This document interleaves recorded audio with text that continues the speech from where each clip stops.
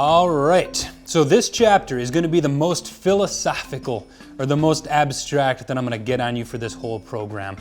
So you have my word on that. But this type of philosophy is actually pretty essential to understanding handguns, and especially to selecting the best gun for the job.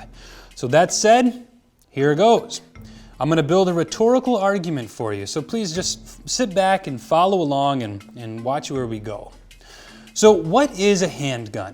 Well, a handgun is a weapon, right? Well, what is a weapon?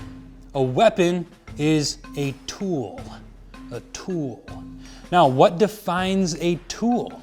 Well, we define a tool by its purpose. So a hammer does what? A hammer hammers. A screwdriver drives screws. A saw saws. A drill drills. Okay? Well, a weapon is a tool just like a saw is a tool or a hammer is a tool.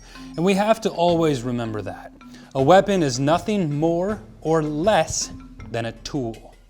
Now, since a weapon is a tool, what is the purpose of that tool?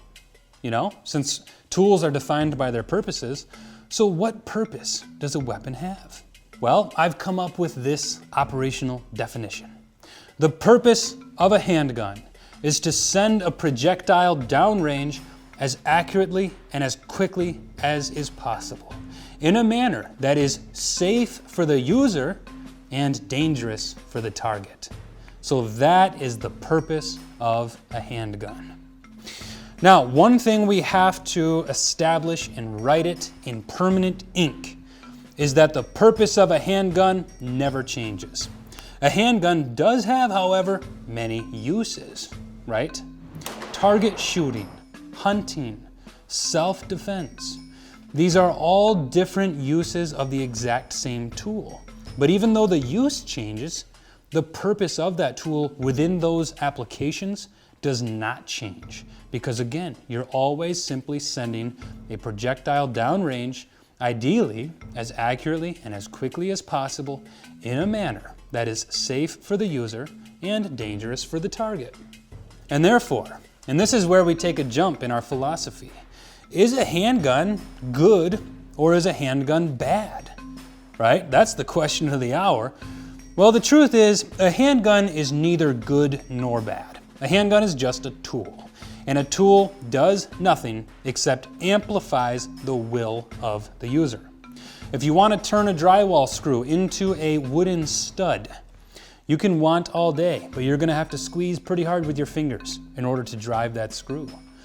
But if you add a screwdriver, your will does not change, but your abilities are amplified greatly, right? So right or wrong, or good or bad, these are important questions whose answers within certain topics we must never stop searching for. But good or bad are states of our wills and states of our actions, right? So decisions can be good or bad, and desires can be good or bad, and actions and their consequences absolutely can be good or bad. And so what does that tell us? Well, it tells us that the way we use our tools can be good or bad, but the tools can be neither good nor bad. That's because a tool can only be either effective or ineffective, right? A tool can only be useful or useless. So let's talk about that now. And we're almost done with this philosophy course, but I promise this is useful. It's going to help you out later on in this program and in your life when dealing with handguns. So a tool that is effective is one that successfully amplifies the will of its user. For example, a good man sees a city full of starving people, and he can only carry so much food to them. But with a cargo plane, he can deliver lots and lots of nutritional food for them. Now, a bad man might see those same people and want to hurt them even more, but he can only swing so many punches or slash a blade so many times. But a bad man with an airplane can drop bombs. You see, the airplane is the tool. It has no will. It has no guilt. The airplane is simply a tool that amplifies the will of its user. just like a firearm. But the reason people struggle so much with private firearms ownership in America is because you can't use a gun to deliver food to the poor like you can an airplane.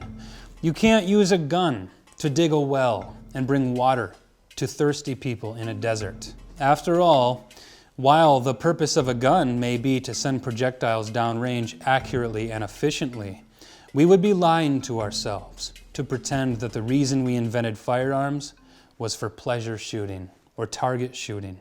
Well, that's right.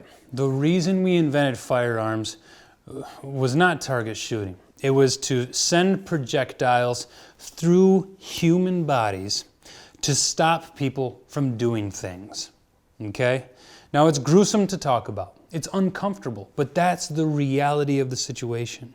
And again, unless we properly define a tool, and especially unless we properly recognize that a handgun is only a tool, then we'll never be able to have a conversation about handguns in a way that makes sense. Do you see what I mean?